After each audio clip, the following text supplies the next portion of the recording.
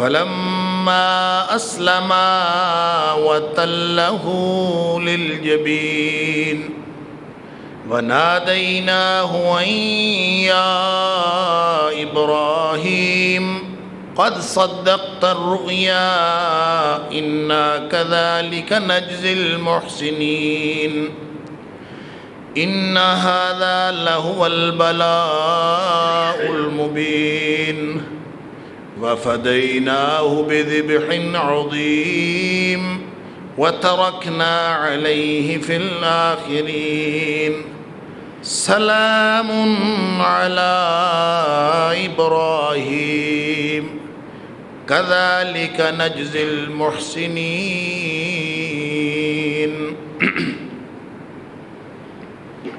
پھر جب دونوں اللہ کا حکم ماننے کے لیے تیار ہو گئے اور ابراہیم علیہ السلام نے اپنے بیٹے کو پیشانی کے بل لٹا لیا اور ہم نے آواز دی، اے ابراہیم تو نے تو خواب بھی سچا کر دکھایا، بے شک ہم محسنوں کو اسی طرح اجر عطا کرتے ہیں۔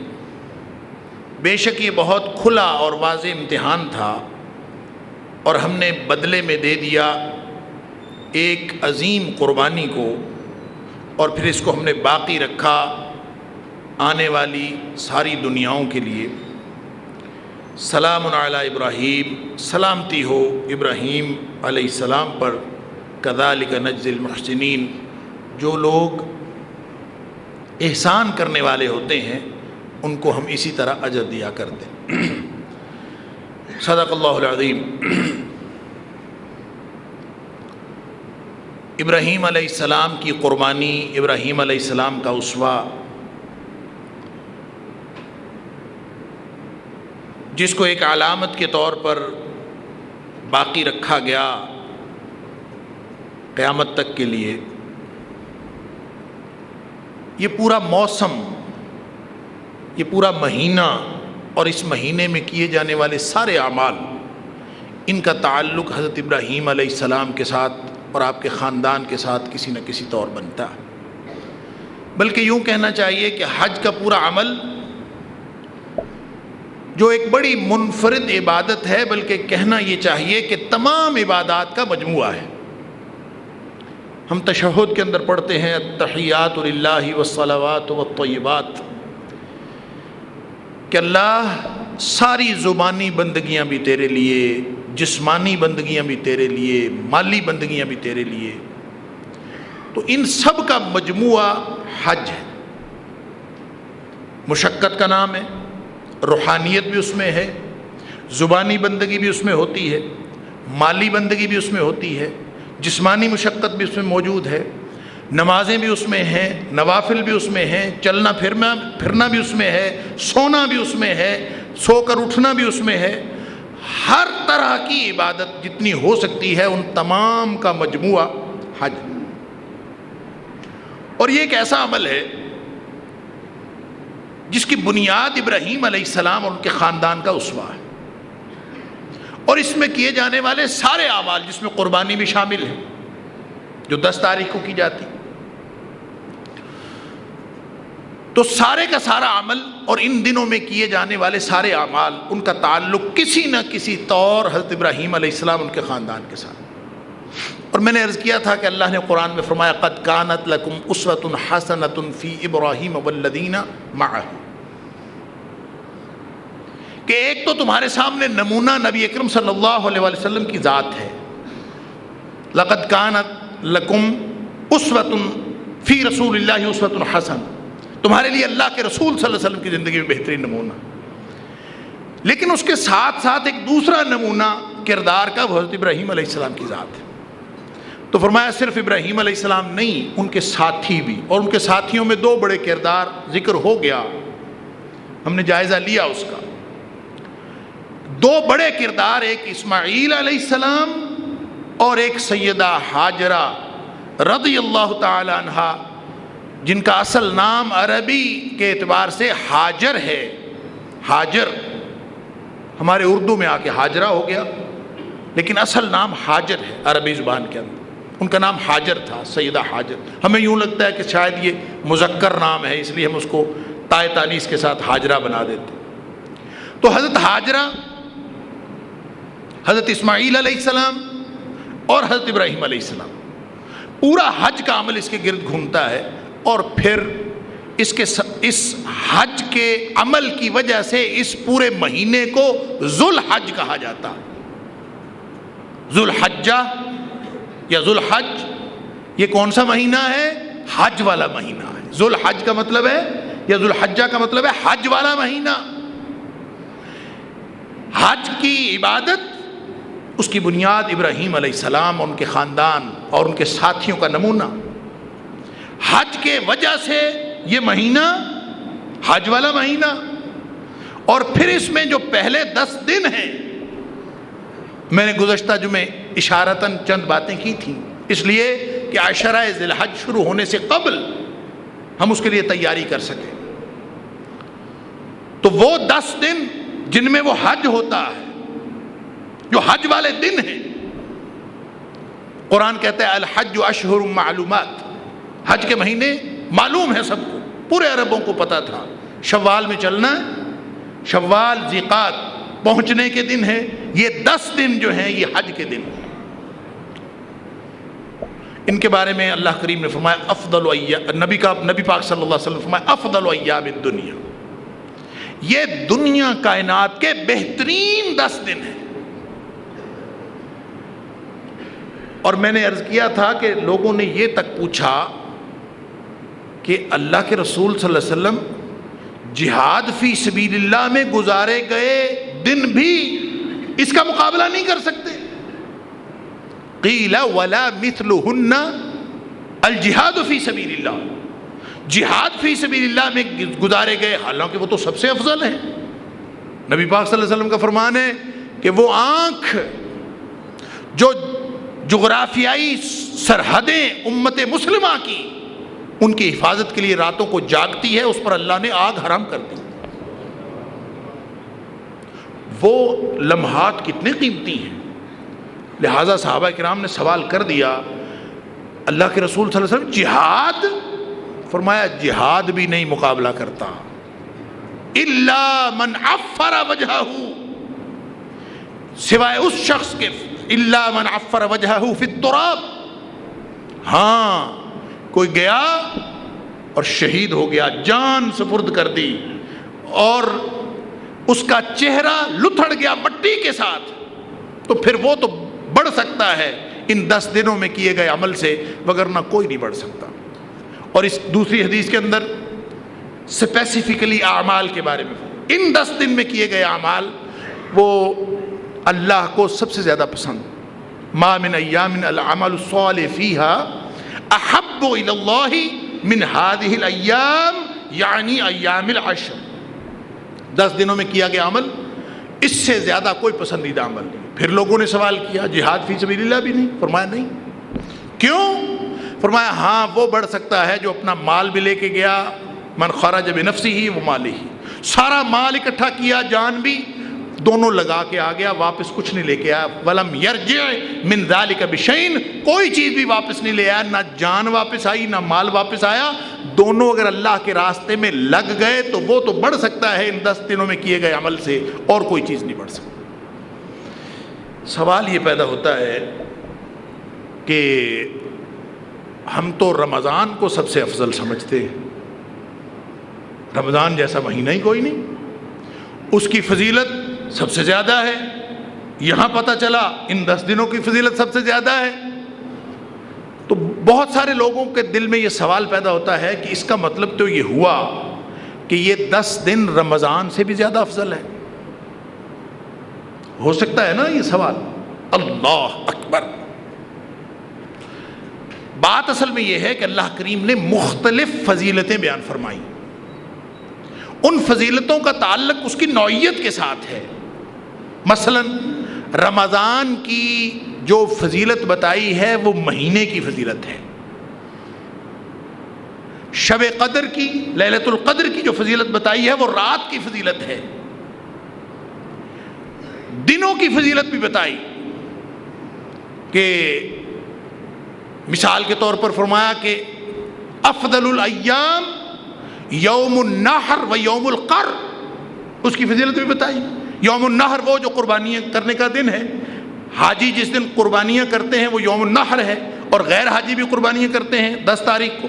یوم النحر و یوم القر، یوم القر کا مطلب ہے جس دن حاجی سارے امور سر انجام دینے کے بعد منا میں آ کے قرار پکڑتا ہے، یعنی 10 اور 11 ذی الحج کا دن ان کو بہترین دن قرار دے دیا۔ نتیجہ یہ نکلا کہ فضیلت جو ہے وہ نوعیت کی نوعیت کے ساتھ ہے۔ جب مہینوں کی بات ہوگی تو رمضان جیسا مہینہ کوئی نہیں، جب دنوں کی بات ہوگی تو یوم النحر جیسا دن کوئی نہیں، یا بخشش کے اعتبار سے یوم عرفہ جیسا دن کوئی نہیں، تو ہر حوالہ ہے۔ اسی طرح جب رات کی بات ہوگی تو لیلۃ القدر جیسی رات کوئی نہیں، لیکن جب عشرے کی بات ہوگی 10 دنوں کی تو ان 10 دنوں سے بہتر کوئی 10 دن نہیں۔ یہ فضیلت ہے ان 10 دنوں، یا عشرے کی عشرے کے ساتھ، مہینے کی مہینے کے ساتھ، رات کا رات کے ساتھ، اور دن کا دن کے ساتھ کمپیریزن۔ یہ موازنہ تو آپ کر سکتے ہیں، یہ نہیں کر سکتے کہ اس عشرے کا رمضان المبارک کے مہینے کے ساتھ تقابل کریں، اس کی اپنی فضیلت ہے، اس کی اپنی فضیلت۔ بات تو ترغیب کی ہے کہ اس میں عمل کیے جائیں، اور میں نے گزشتہ جو میں عرض کیا تھا کہ سب سے بڑا کام اس میں کرنے والا کام تو بہت سارے ہیں، سب سے بڑا کام تو قربانی ہے۔ اس کے علاوہ شروع دن سے، قربانی تو 10 تاریخ کو ہونی، لیکن شروع دن سے جس دن یکم ذی الحج ہوا، نبی اکرم صلی اللہ علیہ وسلم نے فرمایا یہ دن بڑے عظیم اور عظمت والے دن ہیں، فَأَكْثِرُوا فِيهِنَّ مِنَ التَّحْلِيلِ وَالتَّكْبِيرِ وَالتَّحْمِيدِ، ان میں زیادہ زیادہ تکبیریں پڑھا کرو، زیادہ زیادہ لا الہ الا اللہ کہا کرو، زیادہ زیادہ الحمدللہ کہا کرو۔ اور وہ جو تکبیر کے الفاظ بعض روایات میں آتے ہیں، اللہ اکبر اللہ اکبر، لا الہ الا اللہ اللہ اکبر، بعض میں 3 دفعہ بھی ہے، اللہ اکبر اللہ اکبر اللہ اکبر، لا الہ الا اللہ اللہ اکبر، اللہ اکبر وللہ الحمد، یا اللہ اکبر کبیرہ والحمدللہ کثیرہ۔ ان میں وہ سارے الفاظ موجود ہیں، لا الہ الا اللہ بھی موجود ہے، تحلیل بھی، وللہ الحمد تحمید بھی، اور اللہ اکبر تکبیر بھی، تینوں موجود ہیں۔ تو یہ اس کا مطلب یہ ہوا کہ یہ تکبیریں، اور جس میں لا الہ الا اللہ اللہ اکبر اور الحمدللہ شامل ہے، یہ پہلی ذی الحج سے پڑھنی ہے۔ وہ جو اسپیسیفکلی ہم نے ایک طریقہ بنایا ہوا ہے کہ 9 ذی الحج کی فجر سے شروع ہوتی ہیں تکبیریں نمازوں کے بعد، اور مکمل ہوتی ہیں 13 ذی الحج کی عصر کی نماز کے بعد، ایام التشریق ختم ہوتے ہیں، تو ایام التشریق کے اندر بھی یہ دعائیں پڑھنی ہیں، یہ تکبیریں کہنی ہیں ایام التشریق میں۔ تو یہ پورا عشرہ اور ایام التشریق تک کوئی وقت نبی کریم صلی اللہ علیہ وسلم نے مقرر نہیں فرمایا کہ اس وقت پڑھنی۔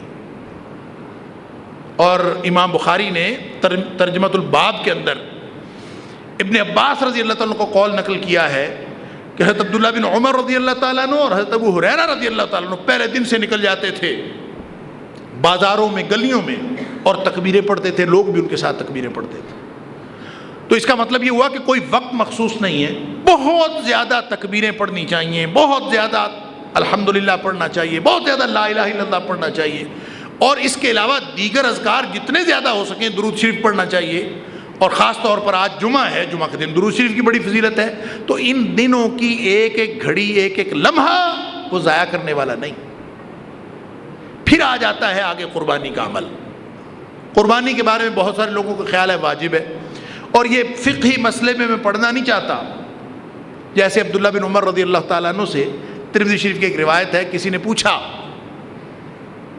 یہ فقہا کے اختلاف ہیں، کوئی واجب کہتا ہے، کوئی سنت مؤکدہ کہتا ہے، کوئی کچھ کہتا ہے، کوئی کچھ کہتا ہے، یہ ان کی اصطلاحات ہیں۔ حضرت عبداللہ بن عمر رضی اللہ تعالیٰ عنہ سے کسی نے پوچھا، فقیہ صحابہ، اور فقیہ صحابہ میں سے سب سے زیادہ فقیہ صحابی، تو پوچھا کہ یہ جو قربانی کرنا ہے یہ واجب ہے کہ سنت ہے؟ یہی سوال جو ہم میں پیدا ہوتا۔ یہ کسی نے پوچھا حضرت عبداللہ بن عمر رضی اللہ تعالیٰ۔ حضرت عبداللہ بن عمر رضی اللہ تعالیٰ فرماتے ہیں ضحى رسول اللہ صلی اللہ علیہ وسلم والمسلمون، کہ نبی پاک صلی اللہ علیہ وسلم بھی قربانیاں کرتے تھے اور آپ کے ساتھ سارے مسلمان قربانیاں کرتے تھے۔ وہ پھر پوچھتا ہے اہی واجبہ او سنہ، یہ واجب ہے کہ سنت ہے؟ تو پھر فرمایا ضحى رسول اللہ صلی اللہ علیہ وسلم والمسلمون، اللہ کے رسول صلی اللہ علیہ وسلم بھی قربانیاں کرتے تھے، سارے مسلمان بھی کرتے تھے۔ تیسری دفعہ وہ پھر پوچھتا ہے، اس کا چکر اور تھا جو ہمارا ہوتا ہے کہ بتائیں واجب ہے کہ سنت ہے، پھر اس کے بعد ہم سوچیں کہ کرنا ہے کہ نہیں کرنا، اللہ تعالیٰ معاف فرمائے۔ تو تیسری دفعہ انہوں نے ایک لفظ کا اضافہ کیا، فرمایا اتعقل، تمہیں عقل نہیں ہے؟ اتعقل، کیا تو عقل نہیں؟ یعنی حماقت کی بات ہے یہ کہنا کہ یہ واجب ہے یہ سنت ہے۔ بات ختم ہو گئی، اللہ کے رسول صلی اللہ علیہ وسلم کرتے رہے، صحابہ کرام کرتے رہے، اور پورا ایک سلسلہ ہے، اور اللہ نے قیامت تک اس کو قائم رکھنا ہے۔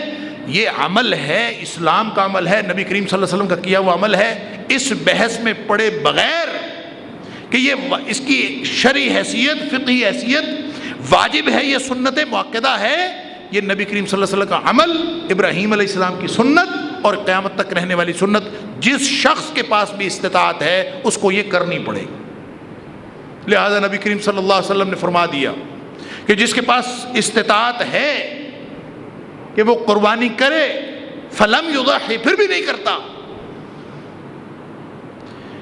فرمایا فلا یحضر مصلانا، وہ عید پڑھنے نہ آئے ہماری عیدگاہ میں، اس کا ہمارے ساتھ کوئی تعلق نہیں۔ یعنی یہ وعید ہے کہ اپنے گروہ سے نکال دیا اس کا، فلم یحضر مصلانا، لا یحضر مصلانا، وہ نہ آئے، منع کر دیا۔ تو اس کا مطلب یہ ہے کہ یہ چاہے سنت ہے، چاہے سنت مؤکدہ ہے، چاہے واجبہ ہے، ہر ایک کو کرنی پڑے۔ اور پھر ابن عمر رضی اللہ تعالیٰ نے یہ بھی فرمایا، لوگوں کو یہ بھی غلط فہمی ہوتی ہے کہ قربانی، اور غلط فہمیاں پھیلانے والے ہر دور میں ہوتے ہیں کہ قربانی صرف حاجیوں کے لیے ہے، غیر حاجیوں کے لیے نہیں۔ حضرت ابن عمر رضی اللہ تعالیٰ فرماتے ہیں اللہ کے رسول صلی اللہ علیہ وسلم 10 سال مدینہ منورہ میں رہے، حج تو ایک فرمایا نا نبی پاک صلی اللہ علیہ وسلم، اقام رسول اللہ صلی اللہ علیہ وسلم فی المدینہ 10 سنین، 10 سال نبی پاک صلی اللہ علیہ وسلم مدینہ منورہ میں رہے، اور فرمایا کہ یضحی کل سنۃ، ہر سال نبی پاک صلی اللہ علیہ وسلم قربانی کرتے، ایک سال بھی نہیں چھوڑی نبی پاک صلی اللہ علیہ وسلم قربانی۔ تو اس کا مطلب یہ ہے کہ انتہائی یہ عظمت والا عمل ہے، نبی پاک صلی اللہ علیہ وسلم کی سنت ہے، ابراہیم علیہ السلام کی سنت ہے، اور جو شخص نہیں کرتا صاحب استطاعت ہونے کے باوجود، اس کا مطلب یہ ہے کہ وہ اس گروہ سے نکل جاتا ہے جو مسلمانوں کو اور نبی کریم صلی اللہ علیہ وسلم کے امتیوں کا گروہ۔ اللہ تعالیٰ ہمیں معاف فرمائے۔ کوئی ضرورت نہیں کوئی اور فتویٰ لگانے کی، وہی فتویٰ ہے جو ابن عمر کا فتویٰ ہے، وہی فتویٰ ہے جو نبی کریم صلی اللہ علیہ وسلم نے لگایا۔ اب سوال یہ پیدا ہوتا ہے کہ کتنی قربانیاں کرنی، کوئی لمٹ نہیں ہے، زیادہ قربانیاں کو کرنا چاہے جتنی مرضی کرے، جتنی کر سکتا ہے کرے، بہترین یہ راستہ ہے اللہ کے راستے میں اپنا مال خرچ کرنے کا۔ اور وہ پھر ہم کہتے ہیں کہ بکرے بڑے مہنگے ہیں، بکرے بڑے مہنگے، جانور بڑے مہنگے۔ اگر تو اپنے لیے کھانے کے لیے خریدنا ہے تو واقعی بڑے مہنگے ہیں، اور اگر اللہ کے لیے قربان کرنا ہے تو پھر مال تو اس نے دیا ہے، وَمِمَّا رَزَقْنَاهُمْ يُنْفِقُونَ، اسی کے دیے ہوئے میں سے خرچ کرنا ہے۔ مہنگائی کا رونا کیا رونا، کوئی بات نہیں، 2-4 ہزار زائد لے لے گا جانور کا مالک، تو کیا فرق پڑتا ہے؟ جب ہم نے اللہ کے لیے قربان کرنا ہے تو وہ یہ قربانی ہے انشاءاللہ، اور اللہ تعالیٰ قبول فرمائے گا۔ زیادہ مہنگے کی شکایت کرنے کا مطلب یہ ہے کہ ہمارا پرابلم قربانی نہیں ہے۔ ابراہیم علیہ السلام اور اسماعیل علیہ السلام کے اسوے کی بات کرتے ہیں اور شکایت کرتے ہیں جانور مہنگے ہیں۔ شکر کریں، میں نے پچھلے جمعے میں عرض کیا تھا، ہم تو شکر کریں کہ اللہ نے یہ سنت قائم نہیں رکھی کہ اپنے بیٹے ذبح کیا کرو۔ اسماعیل کی سنت علیہ السلام، ابراہیم علیہ السلام کی سنت، ان کا اسوہ کیا ہے؟ باپ کا اسوہ ہے بیٹے کے گلے کے پہ چھری پھیرنا، اور بیٹے کا اسوہ ہے اپنے گلے پہ چھری پھروانا۔ یہ تو اللہ کا کرم ہے کہ وَفَدَيْنَاهُ بِذِبْحٍ عَظِيمٍ، اس نے جو باقی رکھا ہے وہ اس کو نہیں رکھا، بدلے میں قربانی کر کے، جانور قربان کر کے یہ باقی رکھا ہے کہ جانور کے گلے پہ چھری پھیر کے وہ سنت پوری کر لیا کرو۔ ہمیں یہ شکایت پیدا ہوتی ہے کہ جانور مہنگا ہے، لہذا قربانی کے جذبے سے ہم نے قربانی کرنی ہے، ہر چیز قربان کرنی ہے۔ میں نے فلسفے اور حکمت پہ بات کرنے کی کوشش کی گزشتہ جمعات کے اندر، اللہ تعالی ہمیں سمجھ بھی عطا فرمائے۔ اور قربانی کا وہ، اور پھر بحث ہے کہ مسنہ، دوندا، دو دانتا جس کو کہتے ہیں، وہ مہنگا بڑا ہے۔ میں بحثیں پڑھتا ہوں، سنتا ہوں، مختلف گروپ کے اندر بحثیں، علماء بحثیں کر رہے ہیں کہ جی کھیرا لگ سکتا ہے کہ نہیں، جو دو دانتا نہیں ہوتا، دوندا نہیں ہوتا، اس کو کھیرا کہہ دیتے، اس سے کم عمر وہ چل سکتا ہے کہ نہیں۔ اللہ تعالیٰ معاف فرمائے، کیسے مسلمان، وہ دو دانتا جو ہے، جو لوگ جانتے ہیں وہ سمجھتے ہیں کہ یہ سامنے والے دو دانت ایک خاص عمر میں جھڑ جاتے ہیں، اس کی جگہ پہ دو نئے دانت آتے ہیں جو بڑے بڑے ہوتے ہیں، ان کا سائز باقی سارے دانتوں سے مختلف ہوتا ہے، اور وہ ذرا سا آپ منہ کھول کے جانور کا دیکھیں تو آپ کو پتہ چل جاتا ہے کہ یہ دو دانتا ہے کہ نہیں، مسنہ ہے کہ نہیں۔ تو پہلے تو سنا تھا کہ توڑ کے نا اس کے دانت لے آتے تھے اور اس کو کہتے ہیں پکا کھیرا ہے، اور ایسے جانور بکتے تھے، مسلمان بیچتے، یہ قربانی کا جذبہ ہے۔ اور اب تو انتہا ہو گئی، میں کل اخبار میں پڑھ رہا تھا کہ ڈینٹل سرجن پکڑا گیا ہے جو بکروں کو جعلی دانت لگا کے دوندا بنا کے بیچتا تھا۔ انہوں نے قربانیاں کرنی، نام لیتے ابراہیم علیہ السلام کا، نام لیتے اسماعیل علیہ السلام کا، جن کے بارے میں اللہ کا قرآن کہتا ہے وہ تو اس بات پر نہیں بولے کہ فنظر ماذا ترا، بیٹا خواب میں دیکھا ہے کہ میں تجھے ذبح کر رہا ہوں، ذرا تو بتا تیری کیا رائے ہے۔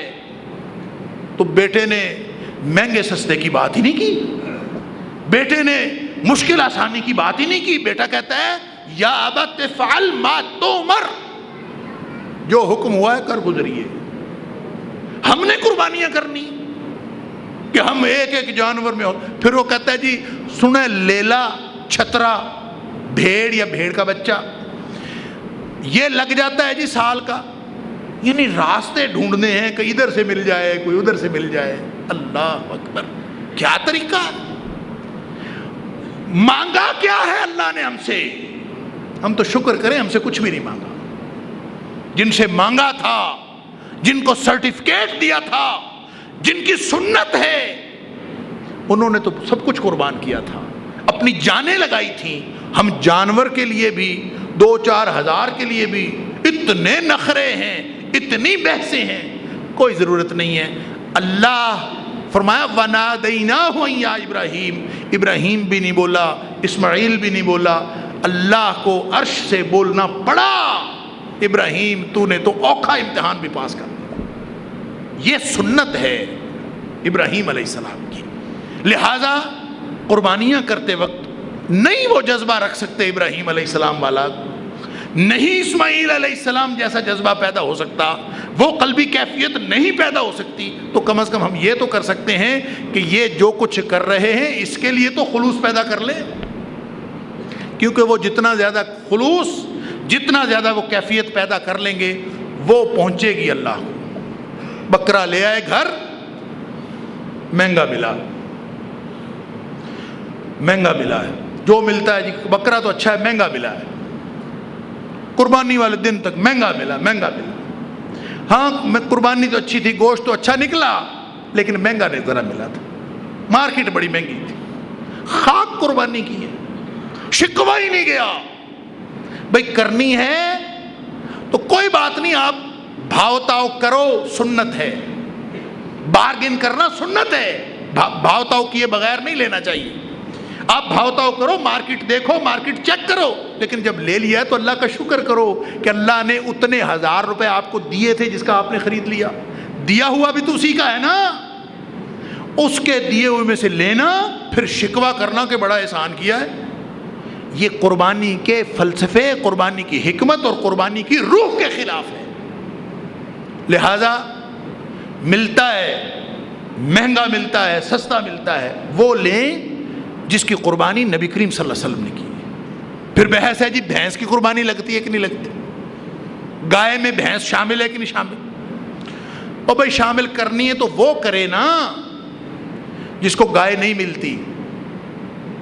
تم سے تمہاری قربانی تھوڑی مانگی ہے جو بھینس ڈھونڈتے پھرتے ہو، گائے ہی تو مانگی ہے۔ نبی پاک صلی اللہ علیہ وسلم نے گائے قربانی کی، گائے کا فرمایا، قرآن نے انعام جو فرمایا اس میں گائے کا ذکر ہے۔ بھینس شامل ہو سکتی ہے، کوئی مسئلہ نہیں، لیکن وہاں شامل کریں نا، یہ مسئلہ وہاں اٹھائیں جہاں گائے نہ ملتی ہو۔ جہاں پہ گائے ملتی ہے، میں کہتا ہوں یہ مسئلہ ہی نہیں ہے فقہ کا، یہ عمل کا مسئلہ ہے، یہ پریکٹیکل مسئلہ ہے۔ جہاں پہ گائے ہم صرف اس لیے، میں جانتا ہوں ان لوگوں کو جو مسئلے پوچھتے ہیں، ان کے موٹیوز کو بھی جانتا ہوں۔ پتہ کس لیے پوچھتے ہیں؟ یا تو یہ ہے کہ کٹا سستا آ جاتا ہے گائے سے، یا تو یہ چکر ہے سستے مہنگے، اور دوسرا یہ چکر ہے کہ کہتے ہیں کٹے کا گوشت اچھا ہوتا ہے۔ سبحان اللہ، گوشت کھانے کے لیے قربانی کرنی ہے تو روز کر لیا کریں، 10 ذی الحج کو کرنے کی کوئی ضرورت نہیں۔ 10 ذی الحج کو جو قربانی کرنی ہے وہ اللہ کے لیے کرنی ہے، اپنا گوشت کھانے کے لیے نہیں کرنی۔ یہ تو اللہ کا کرم ہے کہ اس نے گوشت کھانے سے بھی منع نہیں کیا، اس نے رکھنے سے بھی منع نہیں کیا۔ آج میں پوسٹ دیکھ رہا تھا ایک نیٹ پہ، اس نے کہا فریج صاف کرنے کی بجائے نیتیں صاف کریں۔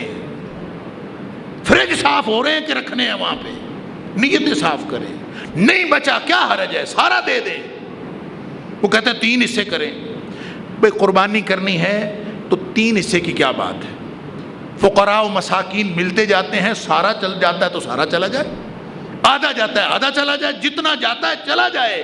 ان رشتہ داروں کے گھر بھی بھیجیں جن کے گھر قربانی ہوئی ہے، اور ان کے گھر بدرجہ اولا بھیجیں جن کے گھر نہیں ہوئی۔ اور پھر بہت سارے ایسے ہیں جو قربانیاں کرتے ہیں بڑے جانور کی، ان کو چھوٹے جانور کا گوشت میسر نہیں، تو ایسے لوگوں تک پہنچائیں۔ یہ ہے اصل قربانی کا جذبہ، اور کہ اپنے آپ کو، یعنی اگر یہ جذبہ، یہ روح موجود نہیں ہے تو پھر اس قربانی کو قربانی نہیں کہا جا سکتا۔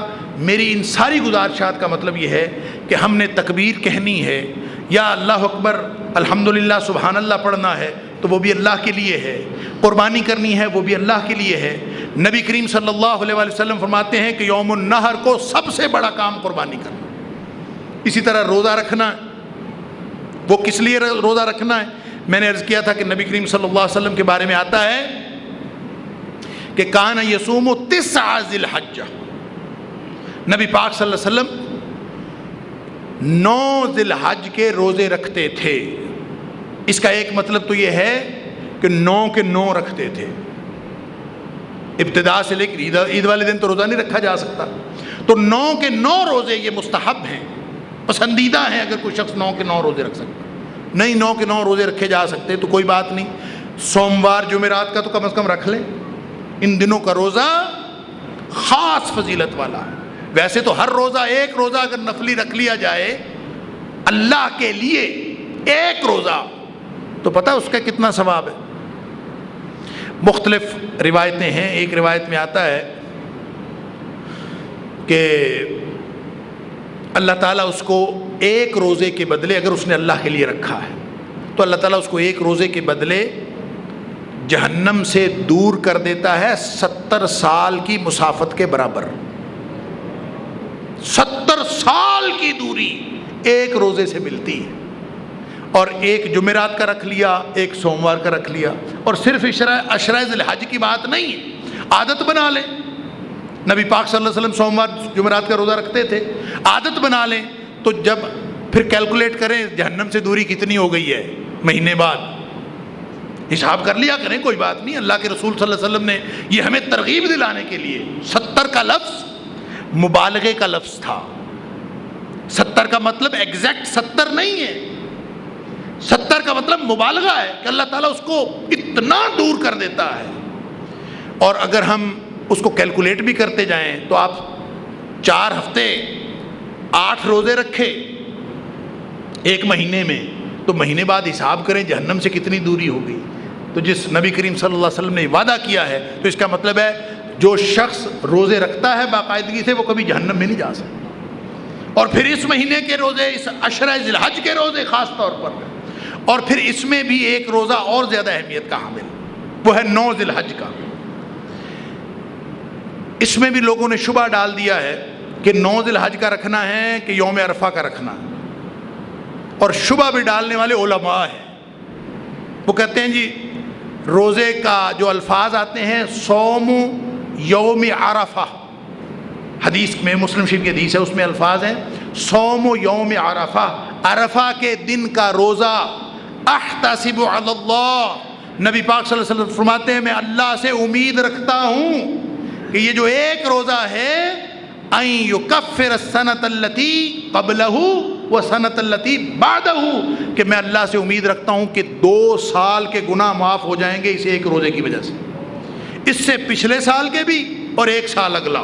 سبحان اللہ۔